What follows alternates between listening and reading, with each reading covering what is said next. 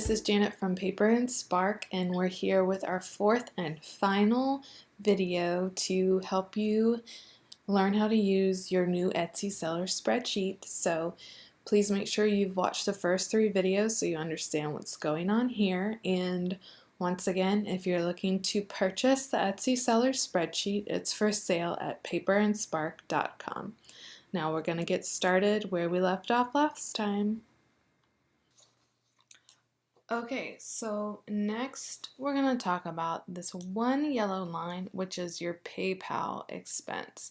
Now, if you don't really use PayPal, if you don't offer your customers on Etsy PayPal as a checkout option, then you don't really have any PayPal cut to enter on this row, obviously. If you do use PayPal, then you will simply need to log into your PayPal account to get the monthly number to enter here. So that's what we're going to do. We're going to log onto our PayPal, which I've already done, and then to find the number that you need, remember this is the sum of your PayPal commission charge this month. To get the number that you need, we're going to go to the More drop-down menu up here after you logged in, and then you're going to go to Reports,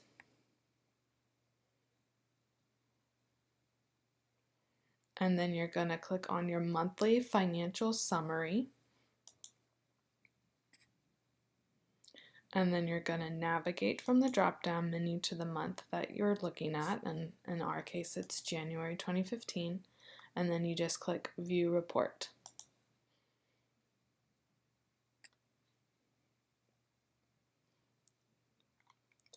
So this gives us a lot of different data. I don't have too much going on in my PayPal account right now, but we're looking for this number right here. This line that says fees, we're looking for that. So I have $11.92 as my fees, and that's what I'm going to enter right here on my PayPal percentage line. I just type it directly in.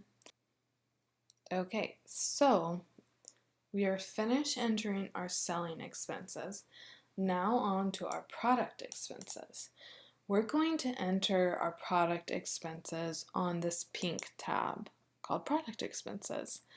Now, your raw material and tool expenses can vary greatly depending on what type of business you are and what type of products you sell.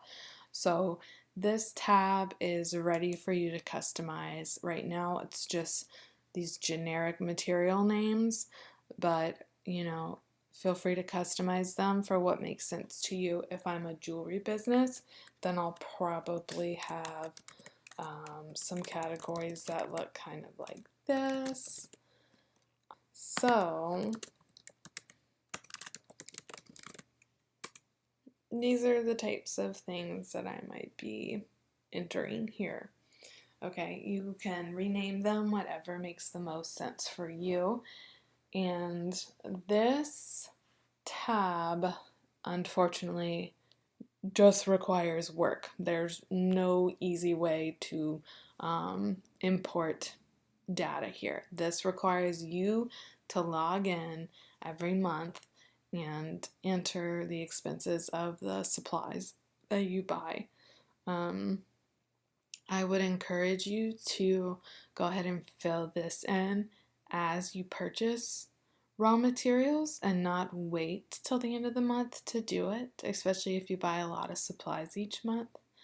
I do it as you buy them just to make it easier and make sure that you don't accidentally miss anything. And remember, when we're manually entering multiple expenses in the same cell, you're going to want to use the equal sign first, and then you're going to type your numbers with the plus sign between them, okay? If you try and enter multiple numbers without that equal sign, like this, it's not going to work for you because the equal sign is what tells your spreadsheet that it's a formula adding multiple numbers together. And as we previously discussed, with our raw materials, we are going to enter them on the spreadsheet in bulk as we actually purchase them.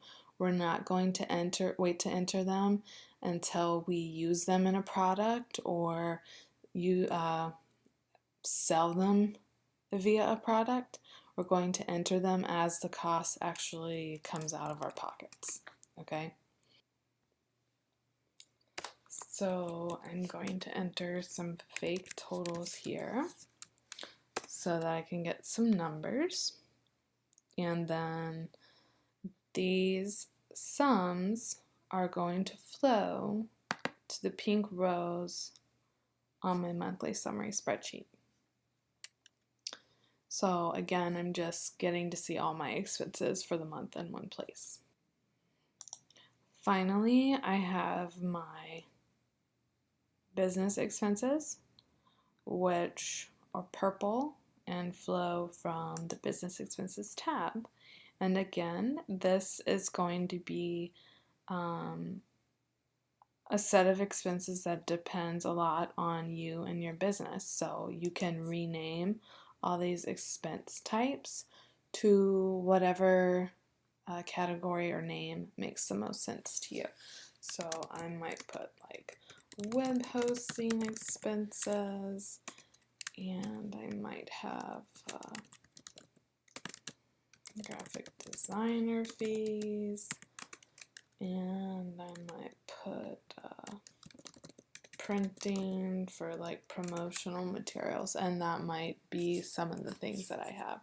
So I paid $10 a month for my web hosting, and I paid my graphic designer $100 in January, and then I paid $22 for my craft jewelry boxes that I ship my items in. Obviously, you will have more detailed expenses than this. This is just for example's sake. But these numbers as well will flow over here to the monthly summary tab. If I have some more expense categories that I want to keep track of, I'd rename these lines here and enter them manually. So let's say I have my phone line that's directly for my business. So I might make another category for utilities and then have an extra expense right there. Okay, so now I've got my total expenses for January, and the spreadsheet has calculated a net profit figure, and that's simply this total revenue less these total expenses. So I can see this number is positive, so I did have a profit in January, and that is basically what you do. So I would continue to do that each month, and as I generate numbers for February, my year column will change. These numbers right here will always show me a running annual balance. So I'll know if, hey, maybe I didn't make a profit in January or February, but I did make a profit in March, April, May, so I can see whether or not I've broken even for the year yet, or, what my average is, that kind of thing.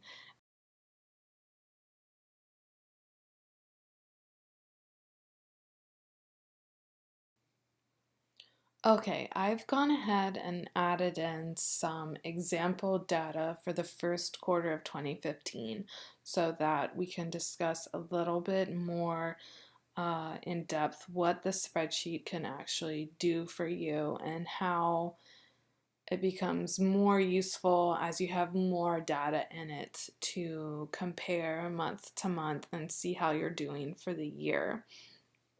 So I see that, I have made a profit, some months barely, for 2015 so far, and I can see my overall profit for the entire year. The sums to $540. This is net profit, right? Not my gross, because I've made over $1,400 in sales total, but I also have pretty considerable expenses.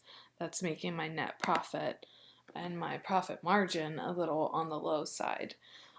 But the spreadsheet allows me to have that data at my fingertips and kind of look at where my problems might be, like, gosh, my shipping costs are really high.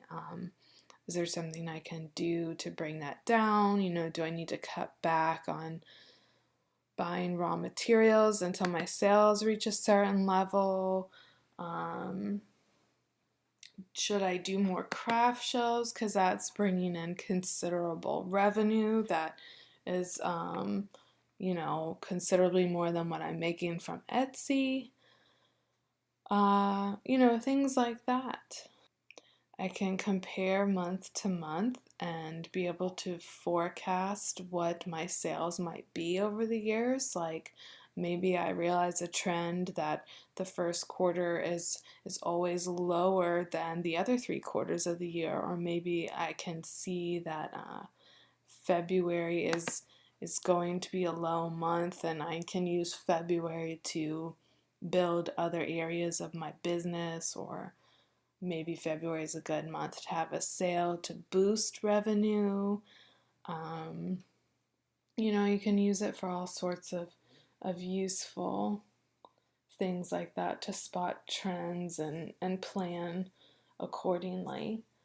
Also, like I mentioned at the very beginning, we have this sales tax collected tab that's pulling directly from your Etsy tabs for each month.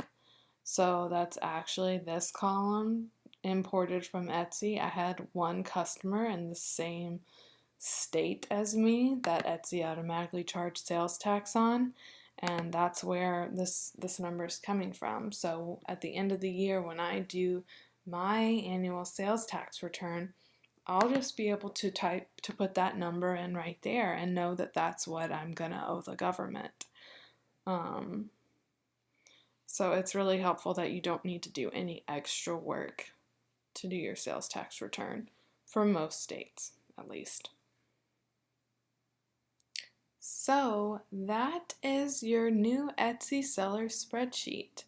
This is a tool that can help you do your monthly bookkeeping for your Etsy shop in an easier, quicker way, and I hope that it saves you a little bit of sanity.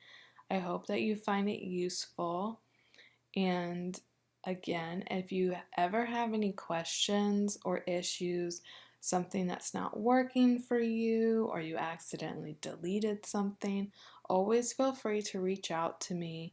You can email me at paperandspark@gmail.com, and I hope that you visit me on the web at paperandspark.com for more tools and helpful resources for other creative entrepreneurs. Thanks.